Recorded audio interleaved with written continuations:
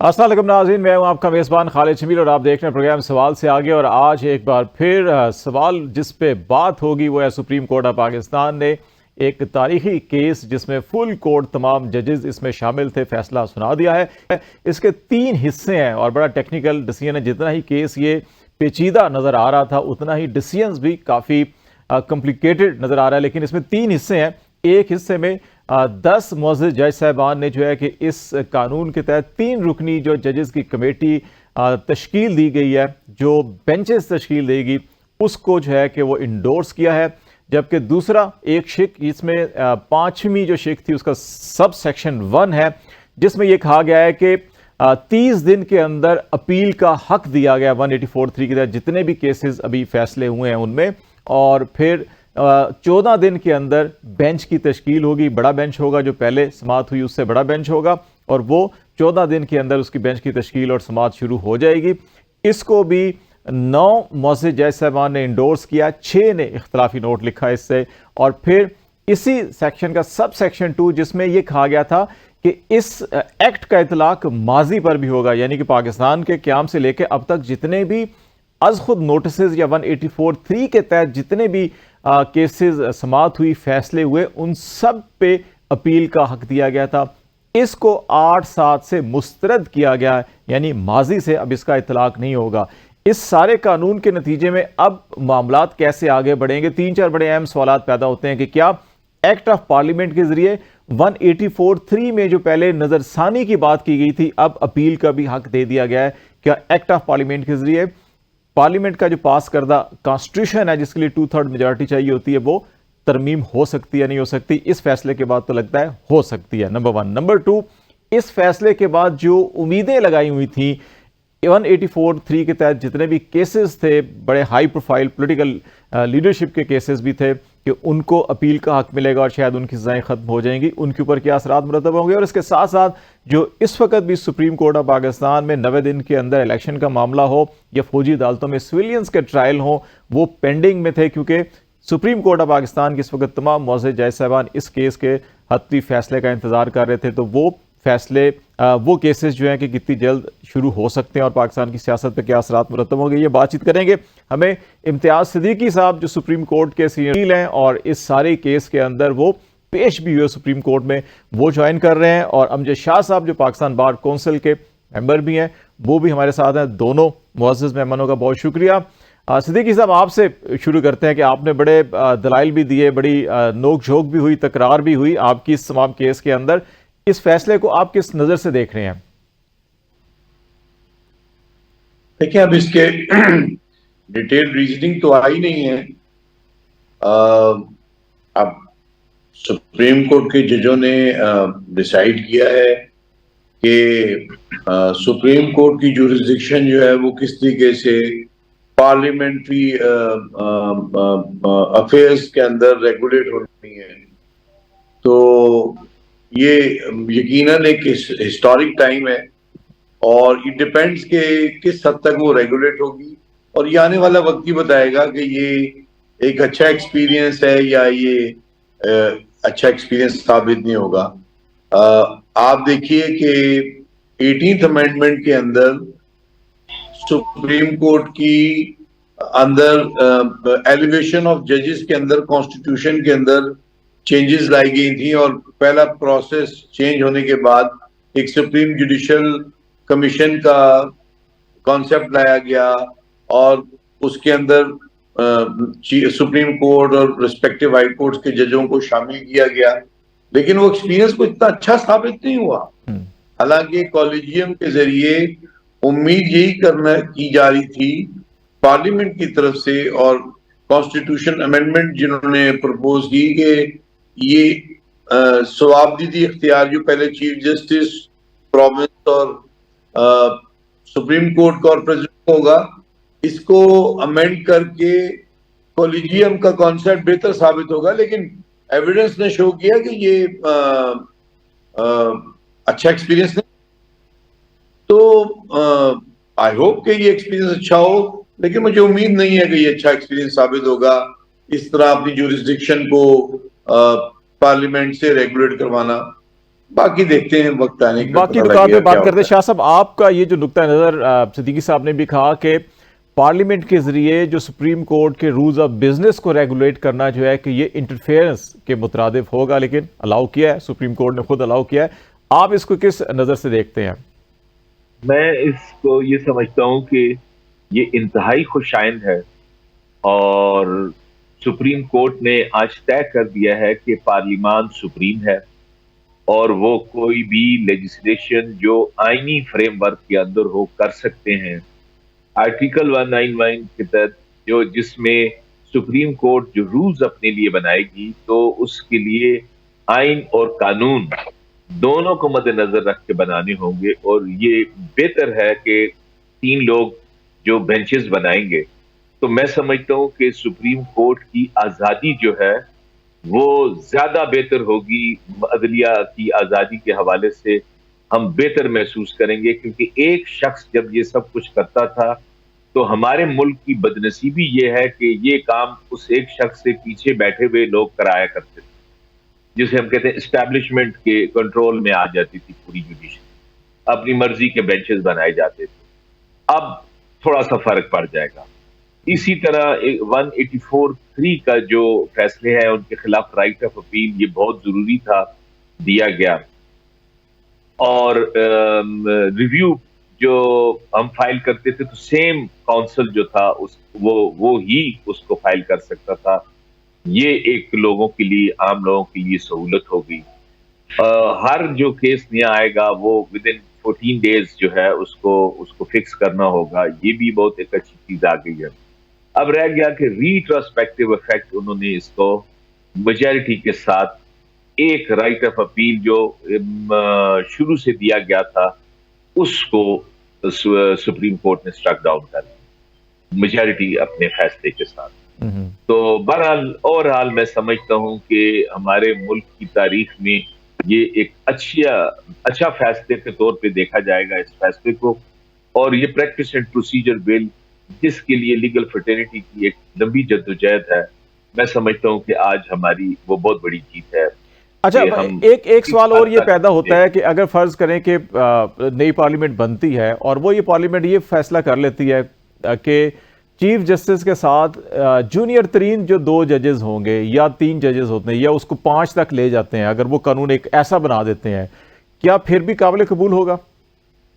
क्योंकि तमाम जजेस तो इक्वल होते हैं ना, कि जैसे मास्टर ऑफ द रोस्टर और फिर तमाम जजेस इक्वल होते हैं। पार्लियामान के पास अख्तियार है कि वो कोई भी लेजिस्लेशन करे, क्योंकि वो लोगों के रिप्रेजेंटेटिव हैं, 25 करोड़ अवाम के नुमाइंदे हैं। वो अगर फैसला कर दें, वो क्योंकि अवामी उमंगों के खिलाफ फैसला नहीं कर सकते। अगर वो कोई भी फैसला करेंगे तो वो अवामी उमंगों के मुताबिक होगा और उनका कोई भी जो लेजिस्लेशन होगी, मैं समझता हूं कि वो बेहतर होगी, वो गलत नहीं होगी। अच्छा, ये लेजिस्लेशन का एक तरीका कार भी है आइन में। शाह साहब, आपसे भी और सिद्दीकी साहब से भी मैं ये सवाल करूंगा कि 184(3) में जैसे पहले ये था कि कोई भी 184(3) के तहत जो फैसला होगा उसमें नजरसानी का हक दिया था। अब ये आइन के आर्टिकल में नजरसानी की बजाय अपील का हक आ गया है। अब ये आइन में तरमीम हुई है। ये जो आइन के अंदर तरीक़ाकार है, अवाम, नो डाउट कि अवाम को हक हुक्मरानी अवाम को है और फिर वो मुंतखब नुमाइंदों के जरिए होता है। अब मुंतखब नुमाइंदों को यह हक दिया गया है कि अगर वो 2/3 मेजॉरिटी के साथ आइन में रद्दबदल कर सकते हैं, लेकिन कानून जो है वो सिंपल मेजॉरिटी के साथ होता है। तो इस असूल को देखें तो कहीं आप नहीं समझते कि इस सारे मामले के अंदर ये असूल कहीं ना कहीं कंप्रोमाइज हुआ है? देखें, राइट, ये मेरा रिव्यू चले बात कर ले। सिद्दीकी साहब बात करें। मैं जी, सिद्दीकी साहब पहले आप कर लें, फिर शाह साहब से भी ले लेते हैं इस पे। सर देखें, मेरे हिसाब से तो ये कंप्रोमाइज हुआ है। पहली बात तो ये समझे, पार्लियामेंट सुप्रीम नहीं है। ये पता नहीं कहां से थीम आ गई, पार्लियामेंट सुप्रीम है। पार्लियामेंट कॉन्स्टिट्यूशन के ताबे है हर वक्त। नंबर 1, एक लम्हा ऐसा आता है जब 2/3 मेजॉरिटी बंदे बैठ के आइन को अमेंड करते हैं। सिर्फ उस लम्हे के अंदर पार्लियामेंट कॉन्स्टिट्यूशन के आइन के मुताबिक अपने आप को अफजल इदारा बना के कॉन्स्टिट्यूशन को अमेंड करती है। Otherwise day to day affairs में पार्लियामेंट कॉन्स्टिट्यूशन के ताबे है, नंबर 1। नंबर 2, ये आइन एक इमरानी मुआहिदा है। इस मुआहिदे के अंदर पार्लियामेंट, एग्जीक्यूटिव, जुडिशरी सब पाबंद है। नंबर 2, ये रह गई कि ये बहुत खुश आइंदा जजमेंट है, ये माशाल्लाह बहुत अच्छा साबित होगा। आप याद रखें, जब चौधरी इफ्तिखार 31 जुलाई की जजमेंट आई थी चौधरी इफ्तिखार साहब सिंध बार एसोसिएशन की तरफ से, उस वक्त भी हमारी बारों ने यही कहा था, माशाल्लाह सुभान अल्लाह बहुत अच्छी जजमेंट है। सत्यानाश कर दिया उस जजमेंट ने हमारी जुडिशरी का। जितनी बीमारियां हमारी जुडिशरी को अटैक हुई लगी हैं, वो उसके अंदर से कम 60 to 70% 31 जुलाई की जजमेंट के बाद लगी हैं। मुझे समझ नहीं आती हम कब बतौर एक नेशन के हम सच्चाई को सच्ची बात माने।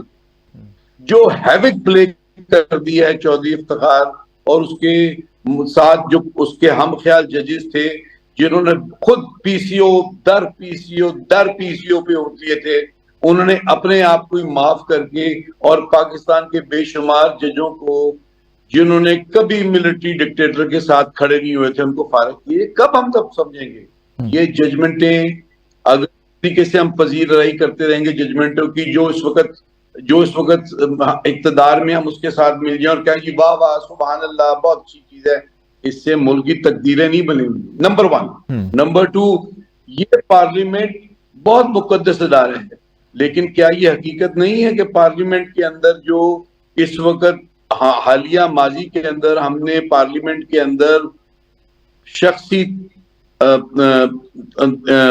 डेप्रिवेशन देखी है, गालम गलोच, आपस में स्ट्रगल, पार्लियामेंट्री प्रोसीडिंग्स की हुर्मत को पामाल किया गया, तो ये कहना कि पार्लियामेंट सुप्रीम कोर्ट को रेगुलेट करेगी, ये बड़ी नामुनासिब बात है। ये जो सिद्दीकी साहब, इसमें एक बड़ा अहम पहलू ये भी है कि जब ये कानून पास किए गए तो आप नंबर ऑफ मेंबर्स देखें कि कितने प्रेजेंट थे नेशनल असेंबली या सेनेट के अंदर। अगर वो आप देखें तो बड़ा अफसोसनाक सूरत हाल होती है, क्योंकि मैंने जो सवाल उठाया था ना कि अवाम की नुमाइंदगी और अवाम को हक हुक्मरानी और उनके चूजन रिप्रेजेंटेटिव उसको यूज करेंगे और फिर सिंपल मेजॉरिटी टू रन, वो तो सिंपल मेजॉरिटी भी, बाज कानून ऐसे पास हुए सिंपल मेजॉरिटी भी नहीं थी उस वक्त ऐवान के अंदर। इस पार्लियामेंट के अंदर जो रिसेंट टाइम्स के अंदर जजमेंट जो लॉज पास हुए हैं, ये बात क्यों भूल जाते हैं कि उसके अंदर को लाइव ऑपोजिशन मौजूद ही नहीं थी। पीटीआई के बंदे तो बाइकआउट कर चुके हुए थे, उनके ऊपर केसेस बने थे। ये तो एक लूली लंगड़ी पार्लियामेंट थी जिसके जरिए कानून ये पास कराए गए हैं, और किस हालात में गए हैं। अब मैं अपना मुंह बंद रखता हूँ, क्या बात करूं। जिस हालात में ये कानून पास हुए हैं सबके इल्म में है। सर, हमारे हालात उस वक्त तक ठीक नहीं होंगे जब हम सच कहना नहीं शुरू करेंगे। हर हमारा बंदा जो है वो इक्तदार के साथ मिल जाता है और सुभान अल्लाह वाह वाह सुभान अल्लाह शुरू कर देता है। एक विर्द, खुदारा इस मुल्क के ऊपर रहम करें, सच्चाई के साथ बात करें। एक चीज और सिद्दीकी साहब बताइएगा कि मैंने जैसे 184(3) को कहा कि शायद इस पे असर पड़ा है इस फैसले का, 191 और जो लेजिस्लेटिव लिस्ट के अंदर सेक्शन 55 है, उसके ऊपर भी आप समझते हैं कि इस फैसले का इम्पैक्ट पड़ा है? देखें, 184 सब आर्टिकल 3 को बड़ी बेदर्दी के साथ इस्तेमाल किया हमारे जजों ने, इसमें कोई शक ही नहीं है। और ये बेदर्दी से इस्तेमाल चौधरी इफ्तिखार के एरा से शुरू हुआ था। आप इसका हिस्टोरिकल एनालिसिस करें, उससे पहले कभी सालों में कभी एक दफा इस्तेमाल, बिल्कुल 184(3) के समोसों के ऊपर, बोतलों के ऊपर, शुगर प्राइसेस के ऊपर, लोगों को डिफरेंट एक्टर और एक्ट्रेसेस को बुलाने के लिए इस्तेमाल हुआ। ये हमारी जुडिशियल तारीख के बदतरीन दौरों में से है जो चौधरी इफ्तिखार के एरे के बाद हुई। अदरवाइज, और 184(3) जो है उसके ऊपर बहुत सारे जजों की तहफ़्फ़ुज़ात जो है जो इस केस में नुमाया हुए हैं वो जायज है, इसमें कोई शक नहीं है, लेकिन उसको हल करने का तरीका ये लॉ नहीं है जो लॉ लाया गया है। और सबसे बड़ी अजब बात तो ये है कि ये फुल कोर्ट बैठ के अपने रूल्स को क्यों नहीं अमेंड कर सकती, खुद डायल्यूट कर दें ये सारी प्रोसीडिंग को, ये पार्लियामेंट की तरफ क्यों देख रहे हैं। इसका मतलब सिर्फ ये है कि जजेस ऑफ द एपेक्स कोर्ट जो है वो अपने मामला दुरुस्त नहीं कर सकते, इस वास्ते उन्होंने पार्लियामेंट का सहारा दिया है। फाबिया देखते हैं किस चलो तरह अब ये एक मुल्क की छोटी सी तारीख ब्रेक आगे लेते हैं। ब्रेक के बाद नाज़रीन वापस आते हैं तो हम इसके कुछ न कुछ पॉलिटिकल इम्प्लीकेशंस भी हैं, इस फैसले के सियासी क्या हो सकते हैं और इसके साथ साथ जो दीगर बड़े अहम कॉन्स्टिट्यूशनल इशूज इस वक्त सुप्रीम कोर्ट के सामने हैं उन पर क्या असरात मरतब होंगे। ब्रेक के बाद इस पर हम बात करेंगे, हमारे साथ रहिएगा। वेलकम बैक नाज़रीन। सुप्रीम कोर्ट के फैसले और उसके सियासी और कानूनी आइनी जो असरात हैं उसके ऊपर हम बातचीत करेंगे। अमजद शाह साहब हमारे साथ हैं, पाकिस्तान बार कौंसिल के मेंबर हैं, और इम्तियाज़ सिद्दीकी साहब सीनियर लॉयर हैं सुप्रीम कोर्ट ऑफ पाकिस्तान के। शाह साहब आपकी तरफ आता हूं। मैंने जो सवाल उठाया था, सिद्दीकी साहब ने उससे बात की 184(3) के ऊपर कि आईन पाकिस्तान में एक तरीक़ेकार दर्ज है, 184(3) में नज़रसानी दी गई थी। अपील का हक एक पॉजिटिव चीज़ है, मुस्बत चीज़ है, सब इस पर इत्तफाक करते हैं, लेकिन क्या अगर तरीक़ाकार ये इख्तियार किया गया और फिर उसको इंडोर्स कर दिया गया और मुस्तकबिल में कोई भी हुकूमत जिसकी अक्सरियत सिंपल होती है पार्लियामेंट में, वो उस अक्सरियत की बुनियाद के ऊपर आइन की दीगर शिकों में भी अगर इसी तरह तब्दीली की कोशिश की गई तो फिर क्या ये एक मुस्तकिल दर्द सर्द नहीं बन जाएगा? आइन में तो उन्होंने तरमीम नहीं की, उन्होंने तो एक कानून बनाया है, प्रैक्टिस एंड प्रोसीजर एक्ट बनाया गया है। आइन में अगर अमेंडमेंट करते फिर तो बात ही और नहीं, 184(3) में पहले नजरसानी का हक दिया था ना, अब अपील का हक भी दे दिया, तो वो भी उस पर असर तो पड़ेगा ना, उस पर असर तो पड़ेगा। इसका मतलब है कि वो एक किस्म का तब्दील हो गया। इसी तरह सेक्शन 55 लेजिस्लेटिव लिस्ट का जो है वो कहता है जी कि आप तमाम अदालतों के कवानीन बना सकते हैं, लेकिन सुप्रीम कोर्ट के हवाले से जो रूल्स एंड प्रोसीजर है उसके ऊपर भी आता है। 191 के ऊपर आप देखें उसमें भी कुछ ऐसी चीजें हैं। तो इस तनाजुर में मैं बात कर रहा हूं में इस तरह है कि आइन में हर चीज तफसील के साथ दर्ज नहीं होती। आइन तो एक जिसे कहते हैं कि एक फ्रेमवर्क देता है और उस फ्रेमवर्क के अंदर जो है लेजिस्लेशन की जाती है। इसी तरह सुप्रीम कोर्ट जो है वो अपने रूल्स बनाती है। अगर देखा जाए इस मुल्क में तो पार्लियामान, सुप्रीम कोर्ट और हमारा आइन, ये सारे वैसे भी इनकी सानवी हैसियत है। नंबर 1 पर एक ही बंदे के पास अख्तियार होता है जो हर चीज से मावरा है, और वही सारी खेल पीछे से खेल रहे होते। रह गई बात यह कि पार्लियामान को अख्तियार होना चाहिए, वहां पे लोग अच्छे नहीं है। पार्लियामान के लोग, ये बात कहना बिल्कुल गलत है, क्योंकि हम वोटें देकर उनको वहां पर लाते हैं। जब लोग वोट देते हैं, वो लोग इलेक्ट होकर आते हैं, तो उनका जो एहतराम है, जो उनका मैंडेट है, उसका हम सारों को एहतराम। मैं अगर या सिद्दीकी साहब, हम लोगों को लोग वोट नहीं देते क्योंकि हम लोगों की मर्जी के मुताबिक नहीं है। जो उनकी मर्जी के मुताबिक है उसी को वोट देंगे, तो जैसे को वोट देंगे वैसा ही उनके लिए कानून भी बनाया जाएगा। तो मैं समझता हूं कि पार्लियामान का जो आइन में जो किरदार है उसको बिल्कुल फ्रीली पार्लियामान अपना अख्तियार इस्तेमाल करे। इसी तरह जुडिशरी के बाद जिस हद तक, क्योंकि जुडिशरी के भी बाद जो फैसले हैं वो आइन को रीराइट करने के मुतरादिफ है। अच्छा शाह साहब, एक और नुक्ता नजर है। आज हम सुप्रीम कोर्ट में थे, मुख्तलिफ वकला से बात हो रही थी और उनका ये ख्याल है, जैसे भी आपने कहा ना कि बहुत से ऐसी और ताकतें भी हैं जो रेगुलेट करती हैं फर्द वाहिद को, ये चीज़ों को। पार्लियामेंट के बारे में भी बहुत से लोगों का ख्याल है कि वो रेगुलेट कहीं से और होता है, और ये शायद एक ऊंट को खेमे में दाखिल होने के लिए, उसको गर्दन डालने के लिए एक रास्ता अगर मिल गया तो वो फिर पूरा का पूरा ऊंट खेमे में घुस के उस खेमे को उखाड़ देगा। बाज़ लोगों का ये खदशा है। आप समझते हैं कि वाकई इसमें अंदर इस खदशे में इतनी जान है कि पार्लियामेंट के जरिए भी अब सुप्रीम कोर्ट के अंदर आकर इसके रूल्स और बिजनेस को हर साल 2 साल बाद अगर तब्दील करने की कोशिश की गई तो फिर क्या होगा? देखें, पार्लियामेंट के रूल्स और रेगुलेशन को अगर एक्ट के साथ अमेंड किया जा रहा है तो एक्ट को जब भी अमेंड किया जाएगा, सुप्रीम कोर्ट के पास आइन के जो जहां पर आइन से मुतसादिम होगा कोई भी एक्ट, उसको कलअदम करने का अख्तियार है। लेकिन इस अख्तियार को जिस तरह हमारी जुडिशरी ने इस्तेमाल किया है वो किसी तरह भी अप्रिशिएटेबल नहीं, वो किसी तरह भी काबिल तारीफ नहीं। और बहुत सारे फैसले हमारी जुडिशरी की तारीख में ऐसे स्याह बाब हैं कि जो सिर्फ और सिर्फ, हम कहते हैं ना कि डिक्टेटर्स को फायदा पहुंचाने के लिए किए गए, और जहां पर जमहूरी इदारों को कमजोर करने के लिए बात जो है इनकी जजमेंट्स जो है वो आती रही। तो उन सारों को अगर हम देखें तो जब तक आइन पर मुकम्मल तौर पर अमल दरामद नहीं होगा और हर कोई आइन के ताबे नहीं होगा, चाहे वो चीफ ऑफ आर्मी स्टाफ हो, चाहे वो चीफ जस्टिस ऑफ पाकिस्तान हो, चाहे वो प्राइम मिनिस्टर हो, चाहे वो सदर पाकिस्तान हो, जब तक सब आइन के ताबे नहीं होंगे उस वक्त तक ये निजाम जो है मिसाल चलते रहेंगे। सिद्दीकी साहब, आपकी तरफ आता हूं। ये जो खदशा था, शाह साहब का कहना है कि इससे यकीनी तौर के ऊपर जमहूरियत को फ़ायदा होगा, पार्लियामेंट की बालादस्ती कह लें या जमहूरी इक़्तिदार की फ़रोग़ के हवाले से इसकी मुफीद है, अवाम का जो हक़ है उसको ये होना चाहिए इख्तियार कि वो निज़ाम मुमलकत और कानून और आइन में तरमीम कर सकें। दूसरी तरफ जो मैं खदशे का इज़हार कर रहा था कि ये बड़े सीनियर वकला का ये ख्याल था सुप्रीम कोर्ट में कि ये पार्लियामेंट के ज़रिए सुप्रीम कोर्ट के अंदर दाखिल होकर आज ये हुआ कल कुछ और हो सकता है। तो अगर मुस्तकबिल में सुप्रीम कोर्ट इसी किस्म की कानून साजी को स्ट्राइक डाउन करती है और यहाँ पे उसको अलाउ कर रहे हैं, तो ये वाकई मामला थमता हुआ दिखाई दे रहा है या वाकई वो जो ये खदशा है जो ऊंट खेमे में आ गया तो खेमा उखाड़ सकता है वो? देखें, अगर ये थीम फॉलो की जाए कि हमारे जजों ने डिक्टेटरों का साथ दिया है, तो क्या पार्लियामेंटेरियन ने नहीं दिया? ये आर्टिकल 270AA जजों ने दिया था कॉन्स्टिट्यूशन में, जिसके अंदर जिन लोगों ने आइन तोड़ा उनको इंडेमनिटी किसने दी? जजों ने दी कि पार्लियामेंट ने दी? पार्लियामेंट ने। किसने इंडेमनिटी दी? पार्लियामेंट। तो ये पार्लियामेंट के मुतालिक क्यों नहीं बात करते आप कि जी जिन्होंने ये आर्टिकल 270 के बारे में बात करता हूँ, हर उसके बारे में जिन्होंने, चाहे वो पार्लियामान है, चाहे वो एग्जीक्यूटिव है, चाहे वो जुडिशरी है,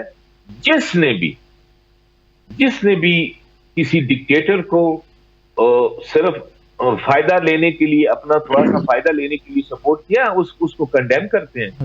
चलिए साहब, वो कंटिन्यू करेंगे क्या? अगर ये जो कंसेप्ट है तीन इदारों का, रियासत के अदलिया, मुकन्ना और इंतजामिया का अपना अपना एक दायरा-ए-कार है, तो ये कहीं ना कहीं मुदाखलत की आपको फील होता है इसका, सिद्दीकी साहब? ये बहुत अच्छी बात है, ये बहुत अच्छी बात है। आए इसकी इब्तिदाद करते हैं। जिन जजों ने आइन को तोड़ा है, जिन लोगों ने आइन तोड़ा है, उसका एहतसाब करते हैं। सबसे पहले तो मैं प्रपोज करता हूं शाह साहब, जो सुप्रीम कोर्ट में जिन लोगों ने पीसीओ पे ओथ उठाए हैं और डिक्टेटर्स का साथ दिया, उनकी तस्वीरें रिमूव कर दें। ये ऑनरेबल चीफ जस्टिस ने भी कहा है, काजी फैजी साहब ने भी कहा है, लेट अस इंप्लीमेंट दैट। इस पे रेजोल्यूशन पास करवाते हैं पाकिस्तान बार से, आए शामिल हों। हम अपने माजी को जो बड़ा हमारा बदनुमा माजी है उसको धोएं फ्यूचर जनरेशन के लिए। आप मेरा साथ देते हैं इस काम के अंदर? आए और जो जजमेंट है उन्होंने, जो मजीद आपका इसमें भी साथ देता हूं, जो जजमेंट है, जो जर्नैल अयूब खान से लेके और बाजवा साहब तक सारों का एहतसाब करें, जिन्होंने आइन तोड़ा, तो फिर पार्लियामेंटेरियंस का भी एहतसाब हो।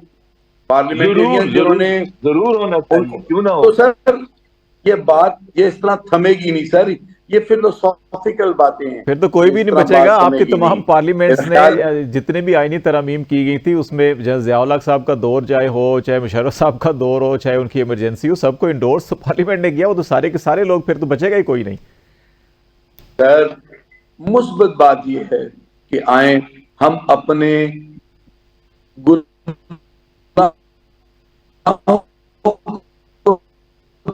धोएं और हम कहें मैंने आके यहाँ पे बड़े बड़े लोगों की इज्जत और हुर्मत पामाल की है। हमने चौधरी इफ्तिखार जैसे बदतरीन किरदार के पीछे लग के हमने अपनी जुडिशरी के अंदर एक कियोस क्रिएट कर दिया है और वो कियोस थम नहीं रहा। अभी मेरिटलेस अपॉइंटमेंट्स, यहाँ पे इस वक्त हमारी सुप्रीम कोर्ट में ऐसे लोगों की भरमार है जो अंग्रेजी 5वीं क्लास के बच्चों, 10वीं क्लास के बच्चों को अंग्रेजी नहीं पढ़ा सकते और उनकी भरमार है यहाँ पर। मैं सर एक आखिरी सवाल पूछना चाहूंगा सिद्दीकी साहब आपसे भी और शाह साहब से भी। एक छोटी सी बात आप जी शाह साहब। सिद्दीकी साहब इंग्लिश को छोड़े, उनको बेसिक कॉन्सेप्ट ही क्लियर नहीं है। इंग्लिश नहीं तो उर्दू में लिख देना। अच्छा, इंग्लिश और उर्दू तो आती नहीं उनको, उर्दू लिखना मुश्किल है शाह साहब। अच्छा, उर्दू लिखना मुश्किल है शाह साहब। अच्छा, एक चीज बड़ा ब्रीफली मैं कहता हूँ कि लैंग्वेज को चले छोड़े, मैं तो ये कहता हूँ कि उसको बेसिक जो आपके वो इंसाफ के जो असूल हैं, एक बंदे को वही क्लियर नहीं है, तो उसको आप फिर क्या होगा आगे? तो हमारे पास मजीद को 3 से 4 मिनट हैं, तो सिद्दीकी साहब आपके लिए भी और शाह साहब आपसे भी एक बुनियादी सा सवाल यह है कि बहुत से पॉलिटिकल पार्टीज ने, लीडरशिप ने एक उम्मीद लगा रखी थी कि इन फैसलों का अगर अपील राइट जो है माजी से होगा तो उनके केसेस को दोबारा जो है कि रिलीफ मिलने के इम्कानात हैं। तो अब तो इसमें बज़ाहिर वो ख़त्म होते हुए दिखाई दे रहे हैं। तो जो सियासी माहौल को एक कूल डाउन करने की कोशिश की जा रही थी कि लेवल प्लेइंग फील्ड सबको जो है कि मुख्तलिफ जगहों से जो है कि केसेस से निकाला जा सके, उसके ऊपर क्या इस फैसले के असरात होंगे? सिद्दीकी साहब पहले आप और फिर शाह साहब, आप 1.5 2 मिनट दोनों के पास। मेरा सिर्फ इसके ऊपर एक ही कमेंट है, इन्ना लिल्लाहि व इन्ना इलैहि राजिऊन। तो ये किसके लिए है? सियासी कायदीन के लिए? ये उन तमाम लोगों की तवक्कुआत के ऊपर मैं बोल रहा हूं जो इस जजमेंट से तवक्कुआत लगा के बैठे हुए। जी शाह साहब, सिद्दीकी साहब ने तो बात ही खत्म कर दी। इस मुल्क की 70 साल तारीख जो है हमारी, उसको देखते हुए मैं ये कहूंगा कि उन लोगों को कोई मसला नहीं होगा जिनके पीछे खलाई मखलूक का हाथ होगा। कोई जजमेंट, कोई लेजिस्लेशन उनको नुकसान नहीं पहुंचा सकती, और जो खलाई मखलूक के क्या से बैड बुक्स में होंगे, उन बेचारों पर अजाब ही अजाब होगा। और गुड बुक में जो होंगे उनके लिए तो वो उनके लिए कोई मसला ही नहीं है इस मुल्क में। उनके लिए बहुत शुक्रिया अमजद शाह साहब, पाकिस्तान बार काउंसिल के सीनियर मेंबर हमारे थे। इम्तियाज सिद्दीकी साहब, सीनियर कानूनदान, सुप्रीम कोर्ट, आप पाकिस्तान के वकील, जो इस केस के अंदर पेश भी हुए। बड़ी अहम डेवलपमेंट है पाकिस्तान में। सुप्रीम कोर्ट ऑफ पाकिस्तान के 15 रुकनी बेंच ने जो पार्लियामेंट की तरफ से मंजूर किया गया था प्रैक्टिस एंड प्रोसीजर एक्ट, उसके तहत 3 रुकनी जजेस कमेटी को इख्तियार ये कबूल किया है कि बेंच वो तश्कील देगी। ताहम अपील का हक जो है वो भी 9 जजेस ने ये फैसला किया कि अपील का हक होना चाहिए। 8 जजेस ने 7 जजेस के मुकाबले में इस चीज़ को मुस्तरद कर दिया कि माजी पर ये हक दिया जाए कि माजी में जो केसेस हुए उनको भी अपील का हक दिया जाए। तो लेट्स सी क्या डेवलपमेंट होती हैं, ये भी सामने आती रहेंगी। हम ब्रेक लेते हैं, ब्रेक के बाद वापस आएंगे तो पाकिस्तान के कुछ सियासी मंजरनामे के ऊपर भी बातचीत करेंगे कि सियासी जमातें इस फैसले को कैसे देखती हैं और मजीद इलेक्शन के बारे में क्या सोचा जा रहा है। ब्रेक के बाद बात करेंगे, हमारे साथ रहिएगा। वेलकम बैक नाज़रीन। प्रोग्राम के आखिरी हिस्से में बातचीत करेंगे सुप्रीम कोर्ट ऑफ पाकिस्तान के फैसले की रोशनी में जो सियासी असरात हैं वो क्या होंगे। हमें ज्वाइन करें पाकिस्तान पीपल्स पार्टी से ताल्लुक़ है सेनेटर सहर कामरान साहिबा और मुफ्ती कफ़ायतुल्लाह साहब, जमीयत उलमा इस्लाम फजल रहमान ग्रुप के सीनियर रहनुमा हैं। बहुत शुक्रिया आप दोनों का। मैडम आपकी तरफ आता हूं। पहले सुप्रीम कोर्ट ने जो फैसला दिया 3 बड़े अहम उसके अंदर, एक जो पार्लियामेंट जो कानून साजी के जरिए सुप्रीम कोर्ट के रूल्स को बदल सकती है, इस चीज को एक्सेप्ट किया गया है। 10 जजेस ने इसके हक में फैसला दिया, 5 का इख्तिलाफी नोट है। अपील का हक जो है कि जो 184(3) के तहत जितने भी केसेस थे उसमें अपील का हक दिया गया, लेकिन माजी पर इसका इतलाक नहीं होगा। तो आपकी पार्टी या आप इस फैसले को किस नजर से देखती हैं? अभी तक पार्टी का जो है वो बाकायदा इसके ऊपर रिस्पांस तो आएगा, हमारे लीगल माहिरीन जो एक फैसला आएगा तफसीली उसको देख के कहेंगे। लेकिन मैं समझती हूँ कि बहुत जो है खुशाइंद है पार्लियामेंट की सुप्रीमेसी को तस्लीम करना, कलेक्टिव विजडम का होना और फुल बेंच का इस फैसले को तफसील के साथ जो है अवाम के सामने भी पेश करना। मैं समझती हूँ बहुत खुशाइंद है। जब ये लाइव टेलीकास्ट हो रहा था तो बहुत से लोगों को एतराज़ात थे, मगर मैं ये समझती थी उस वक्त भी कि अवाम को पता चलना चाहिए कि इतने अहम फैसले के अंदर क्या मामला डिस्कस हुए और किस पस मंजर में ये फैसला हुआ। तो हमने इससे पहले बहुत से ऐसे मुतनाज़ा फैसले देखे हैं जिन पे तहफ़्फ़ुज़ात थे। अपील का हक मिलना बिल्कुल जायज़ बात है, और जिस तरीके से जो है पार्लियामेंट की कानून साजी के हक को तस्लीम किया गया वो मैं समझती हूँ पार्लियामेंट की सुप्रीमेसी के लिए बहुत अहमियत का हामिल है। इसको मैं बहुत खुशाइंद फैसला कहूंगी अगर आप मेरी जाती राय में देखेंगे। दूसरा बड़ा अहम पहलू इसके अंदर यह है कि जो माजी से इसका इतलाक नहीं होगा, और PMLN और इसी तरह जो इस्तेकाम पाकिस्तान पार्टी के सरबराह जहांगीर तरीन बड़ी उम्मीद लगा के बैठे थे कि उनके भी जो केसेस थे उनमें शायद वो अपील का हक मिलेगा और वो वापस आ सकेंगे। तो इसमें माजी का इतलाक नहीं हो रहा, इसको आप किस नजर से देख रही हैं? अच्छा, मैं इसके बारे में जब तक तफसीली फैसला ना आए, हमारे कानूनी माहिरीन उसका जायजा ना लें, मैं इस पे कोई कमेंट नहीं करना चाहूंगी। जी मुफ्ती साहब आपकी तरफ भी पहले आपके कमेंट्स ले लेते हैं। इसके जो मजमूई सूरत हाल, अभी सुप्रीम कोर्ट की लाइव ट्रांसमिशन भी हुई, फैसला भी सामने आ गया और पार्लियामेंट के उस डिसीजन को इंडोर्स किया गया 10 जज साहब ने, 5 जजेस ने उस पर इख्तिलाफी नोट लिखा, लेकिन मजमूई तौर के ऊपर इसको एक कबूल किया गया है। तो इसको क्या किस नज़र से देख रहे हैं आप? बिस्मिल्लाहिर्रहमानिर्रहीम।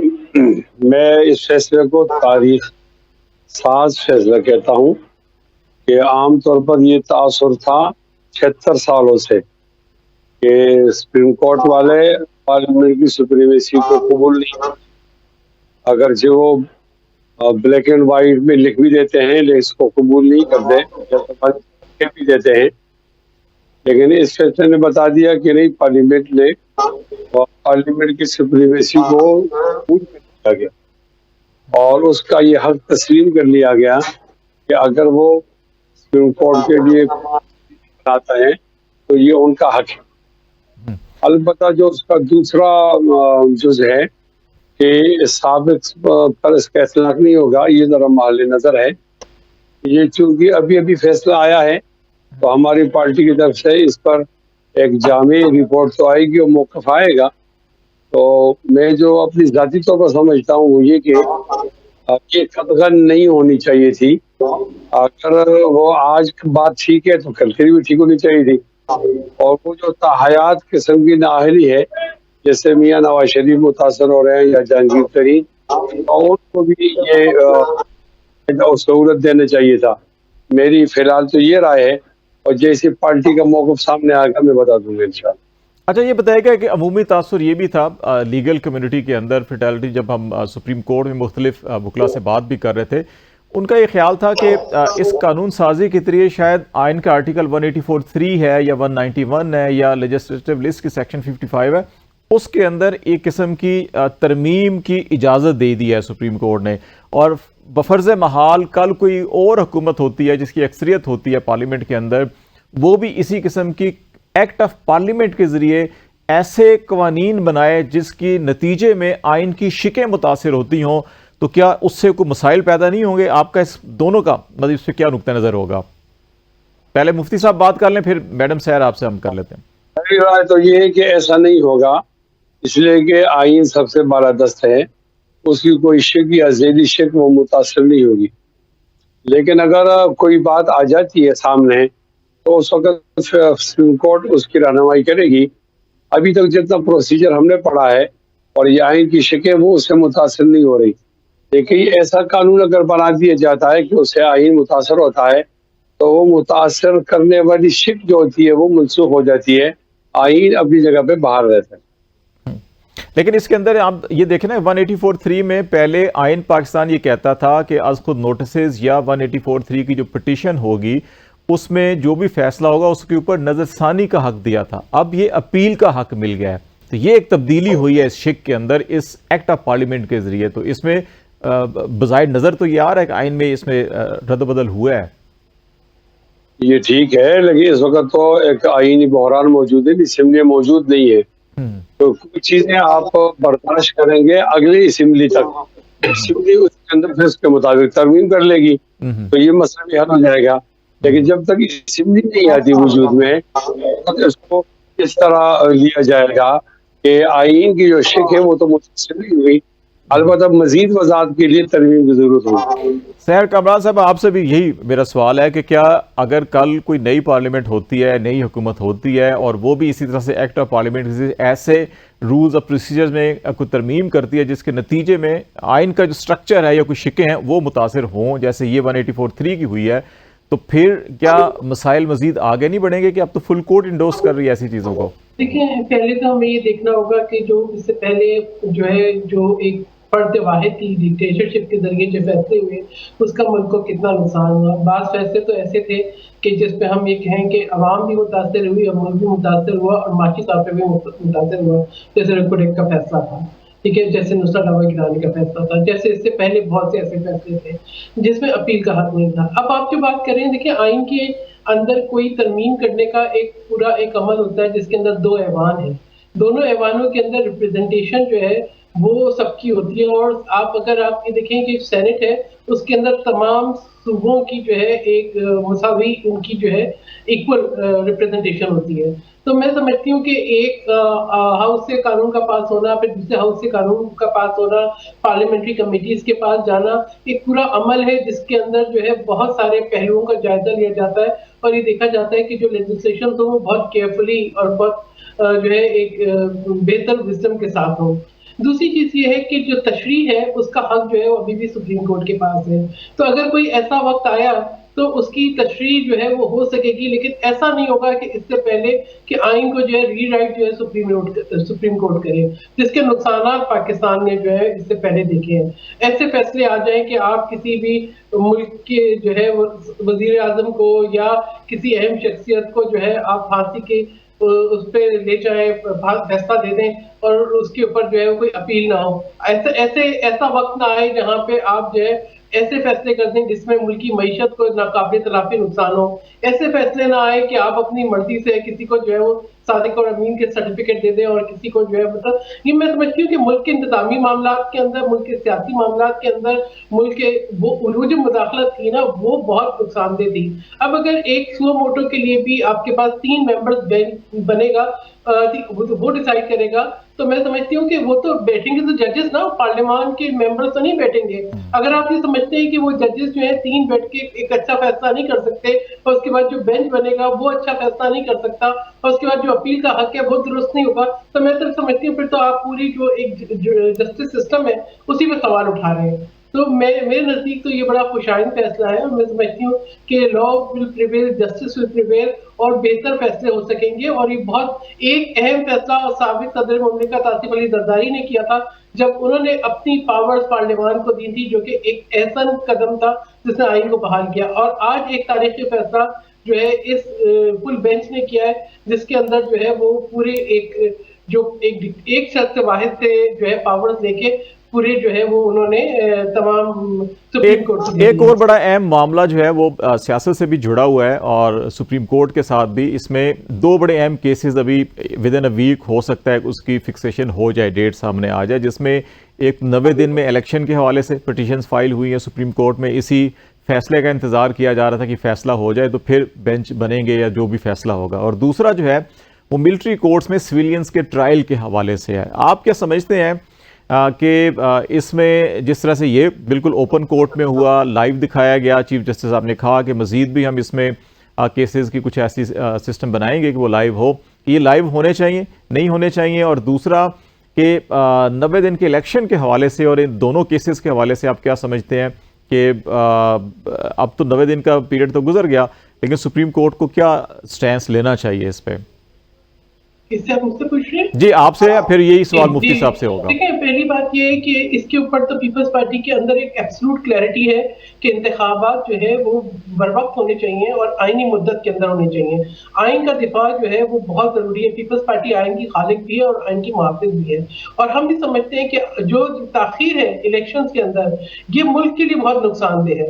अगर कोई ये सोचता है कि जो एक केयर टेकर या निगरान हुकूमत है उसके होते हुए मुल्क तरक्की की शाहराह पे गामजन हो सकता है, तो हमने अब तक देखा कि पिछले जो वक्त गुजरा कि ये जो है ये सोच की नफी हुई है। ना ही कोई इन्वेस्टमेंट आ सकती है, ना कोई पॉलिसी साजी उनका हक है, ना ही उनके फैसलों के अंदर जो है अवाम की जो कहते हैं कि ताकत शामिल है, ना ही पार्लियामान उनके पीछे खड़ी है। तो ये नहीं हो सकता। मुल्क के अंदर स्टेबिलिटी और अवाम आज जिस किस्म की क्राइसिस सिचुएशन से गुजर रहे हैं उनका हल सिर्फ एक मुंतखब हुकूमत ला सकती है। आपने कहा कि जी क्या तमाम फैसले जो है वो लाइव दिखाने चाहिए? देखिए, हर फैसला लाइव नहीं दिखाया जा सकता, लेकिन कुछ फैसले जिनका बराह रास्त ताल्लुक अवाम की फलाह से है, उसके अंदर शफाफियत के लिए अगर उनको लाइव दिखाया जाता है और अवाम उसमें देखिए हर शख्स जो है, जैसे मिलिट्री कोर्ट्स के अंदर सिविलियन का स्टाइल, आप समझते हैं कि लाइव दिखाना चाहिए इसको? देखिए, ये फैसला मैं समझती हूँ कि ये फैसला जो है इसको सुप्रीम कोर्ट के जो चीफ जस्टिस और उनके जो बाकी मेंबर्स हैं वो करेंगे, बेहतर समझेंगे कि किसके ऊपर किस किस्म का डिस्कशन होता है और किसको लाइव दिखाना चाहिए। लेकिन मैं समझती हूँ कि इंतखाबात का फैसला और ये फैसला जो अवामी इंसानी हकूक से जिनका ताल्लुक है वो बहुत अहम फैसले हैं और हम मुंतज़िर हैं। और पीपल्स पार्टी तो समझती है कि ये एक गलत रस्म होगी कि इंतखाबात को ताख़ीर का शिकार किया जाए। आप ये देखें कि मुल्क के अंदर एक जो है इंस्टेबिलिटी बढ़ रही है। मुल्क के अंदर हम आज आम आवाम के मसाइल को देख रहे हैं। एक मुंतखब हुकूमत ही अवाम के मसाइल का हल तलाश कर सकती है। ये आपने देखा है कि अभी देखें पिछले जो बारिशें थी, सैलाब थे, उस पे एक इलेक्टेड हुकूमत किस तरीके से खड़ी हुई। यूएन के सेक्रेटरी जनरल आए, पैटेक का मामला था। फिर आप ये देखें कि ना सिर्फ आवाम को रिलीफ दिया, उनको बहाल आप सहर कामरान साहिबा, आप ये कह रही हैं कि election with in time framework होना चाहिए, लेकिन मौलाना फजल रहमान साहब ने ये कहा कि जनवरी में बर्फबारी होती है, तो या तो पहले कर लें या उसके बाद कर लें। कि उनके मुफ्ती साहब से भी हम ये बात ज़रूर करेंगे। तो आप क्या समझती हैं कि ये जनवरी के हवाले से जो बर्फबारी का बयान और इसके अंदर मजीद ताख़ीर का इम्कान जो है कि उसको किस नज़र से देखेंगे? देखिए, बाकी इंतखाबात में अगर ताख़ीर होती है तो मैं समझती हूँ मुल्क में ज़्यादा धुंध होगी, मुल्क में ज़्यादा मौसम ख़राब होगा।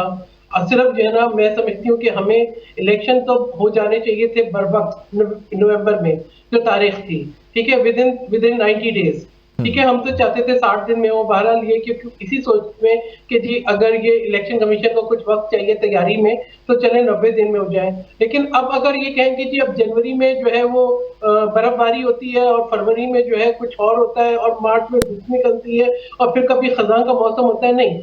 देखिए, बात ये इलेक्शन होने चाहिए हैं। अगर किसी इलाके के अंदर कोई जो है इस तरह के हालात हुए तो वो एक आध इलेक्शन को जो है देखा जा सकता है, लेकिन हमने देखा मजबूरी तौर पे नहीं होने चाहिए। मैं जरा मुफ्ती साहब की तरफ आता हूँ आपसे। मुफ्ती साहब दो चीजें जी, मुफ्ती साहब आपसे मैं दो चीजें पूछना चाह रहा हूँ, हमारे पास 2 मिनट सिर्फ रह गए हैं। एक तो ये कि जो मिलिट्री कोर्ट्स में सिविलियन के ट्रायल का केस है, आप समझते हैं कि ओपन कोर्ट में हो, लाइव हो, ये भी, और 90 दिन का इलेक्शन केस जो है उसकी भी समाअत मुतवक्के है इसी हफ्ते या अगले हफ्ते, तो आप समझते हैं कि लाइव होना चाहिए इन दोनों केसेस को या नहीं होना चाहिए? 90 दिन का केस तो बहुत जरूरी है, इसलिए कि ये बहाना बनाया जा रहा है या आईन का अमल नहीं किया जा रहा, ये तो हो जाएगा। और जो मिलिट्री कोर्ट्स है, ये तो हमारे मुल्क में एक नई बात सामने आई है। दीगर जमहूरियाओं को देखना चाहिए कि वो अपने मिलिट्री का एहतसाब आम अदालत में करते हैं या उसके लिए अलग कोर्ट बनाते हैं। बहरहाल मैं इस हक में हूँ कि उनको लाइव दिखाना चाहिए, आवाम से कोई चीज नहीं छुपानी चाहिए। आवाम को मालूम होना चाहिए कि हमारे जज क्या फैसले करते हैं, आवाम भी बाखबर होंगी और हमारे जज भी मशहूर हो जाएंगे। मुफ्ती साहब, एक आखिरी सवाल जो है कि वो फजल रहमान साहब ने कहा कि जनवरी में बर्फबारी होती है, तो इलेक्शन को या फौरी कर ले, हम तो तैयार हैं, लेकिन इसके अंदर डेट को कोई आगे पीछे होना चाहिए, जिससे बाज़ लोगों का ख्याल है कि वो तासुर ये देना चाह रहे हैं कि इनको थोड़ा सा आगे ले जाया जाए। पाकिस्तान में अगर हम देखें तो फरवरी में, नवंबर में, दिसंबर में, ये हमारे को 5-6 इलेक्शन जो है कि इन महीनों में हुए। अक्टूबर में भी 3 इलेक्शन हुए। तो फिर ये ज़रूरत क्यों महसूस हुई कि कुछ इलाके होते हैं बर्फबारी है, लेकिन पूरे मुल्क में तो नहीं होता ये? नहीं तो हमारे सिक्योरिटी प्रॉब्लम भी तो है ना, हम कंपेन करेंगे। हमारे एक जलसे पे हमला हुआ और 55 लाशें हमने उठाई, 135 लोग जो हैं वो जख्मी हो गए, और मस्तूम में हमारे रहनुमा हाफिज अब्दुल्ला साहब पे हमला हुआ।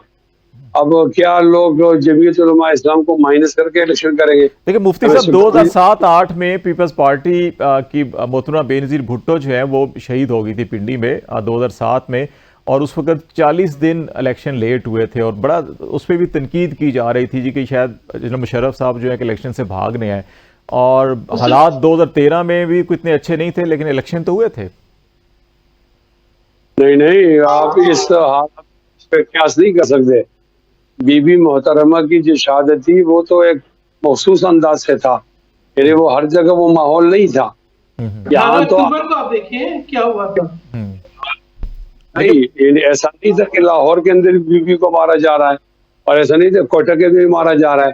यानी बीबी मोहतरमा का आप भी जानते हैं उसका मंजर। लेकिन 2007-8 पूरे मुल्क के अंदर दहशतगर्दी की लहर थी। 2013 में भी हालात ऐसे ही खराब थे जब APS हुआ। आप पेशावर देखें, इलेक्शन को इन हालात की वजह से तो डिले नहीं होना चाहिए।